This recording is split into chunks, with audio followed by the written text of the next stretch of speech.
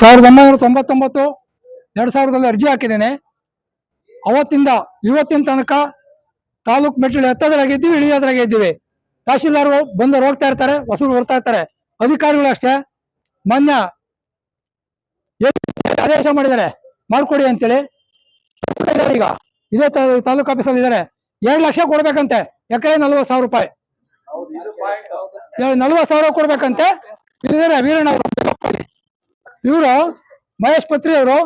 ಆಮೇಲೆ ಇಲ್ಲಿ ಬಿ ಆಗಿದ್ದಾರೆ ಈಗ ಗಿರಿಜಾ ಮೇಡಮ್. ಇವ್ರನ್ನ ಅವ್ರ ಜೀಪಲ್ಲಿ ಕರ್ಕೊಂಬಂದು, ಪೇಷಂಟ್ ಆಗಿದ್ರು, ಕರ್ಕೊಂಬಂದಾಗ ಇದೇ ಅರ್ಜಿಗೆ ಆಯ್ತು ಮಾಡ್ಕೊಡ್ತೀವಿ ಅಂತ ಹೇಳಿದ್ರು. ಆಮೇಲೆ ಇಲ್ಲಿ ವಿ ಆಗಿ ಮತ್ತೆ ಆರ್ ಐ ಆಗಿದ್ರು ತೊಂಡಾಬಾಯಲ್ಲಿ. ಆ ವ್ಯಕ್ತಿ ಬೆಂಗಳೂರಲ್ಲಿ ಹೋಗ್ತಾ ನನಗೆ ಫೋನ್ ಮಾಡ್ತಾರೆ, ನಿಮಗೆ ಹೊಲದ ಹತ್ರ ಸರ್ವೆ ಮಾಡಕ್ಕೆ ಬಂದಿದ್ದಾರೆ ಹೋಗಿ ಅಂತೇಳಿ. ಆಮೇಲೆ ಇವ್ರನ್ನ ತಹಶೀಲ್ದಾರ್ ಕರ್ಕೊಂಬರ್ತಾರೆ. ಕರ್ಕೊಂಬಂದ್ರೆ ಮಾಡ್ಕೊಡ್ತೀವಿ ಅಂದ್ರೆ ಇವತ್ತಿಗೂ ಇಲ್ಲ. ಅವರು ಇನ್ನೊಬ್ರ ಕಡೆ ಅವರೇ ಟ್ರಾನ್ಸ್ಫರ್ ಮಾಡ್ತಾರೆ. ಇದು ಕೊಮ್ಮರಳ್ಳಿ ಸರ್ವೆ ನಂಬರ್ 50 ಅನ್ನೋದು 349 ಎಕರೆ ಸರ್ಕಾರಿ ಭೂಮಿ.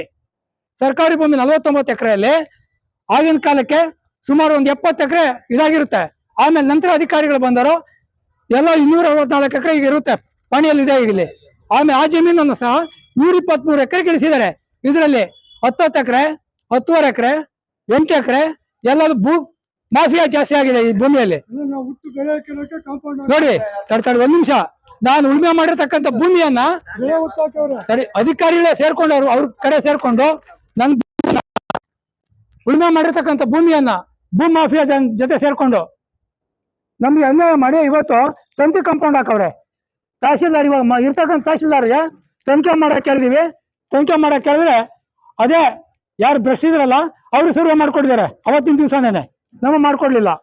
ನಾವು ತಂತಿ ಕಾಂಪೌಂಡ್ ಕಿತ್ತಾಕಿ ಅಂತ ಹೇಳಿದ್ವಿ. ಇವತ್ತಿಗೂ ಸಹ ತಲೆ ಕೆಡಿಸ್ಕೊಂಡಿಲ್ಲ.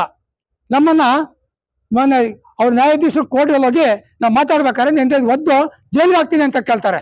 ನಮ್ಮ ಮಕ್ಕಳನ್ನ ಕೇಳಕ್ ಹೋದ್ರೆ ಇದು ನಮ್ಮ ತಾಲೂಕಿನ ಅಧೋಗತಿ ಅಂತ ಹೇಳ್ತೀನಿ. ಇವತ್ತು ಈ ಪ್ರತಿಯೊಬ್ಬರಿಗೂ ಡೀಲಿಂಗು 25,000, 50,000, ಲಕ್ಷ ಡೀಲಿಂಗು, ಗೌರಿ ಬಿದ್ದು ಡೀಲಿಂಗು.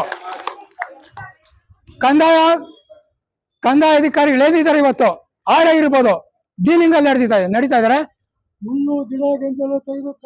ಸುಮಾರು 300 ಇಲ್ಲಿ ರಾಮಪ್ಪ ಅಂತ ಇದಾರೆ ಅವರು.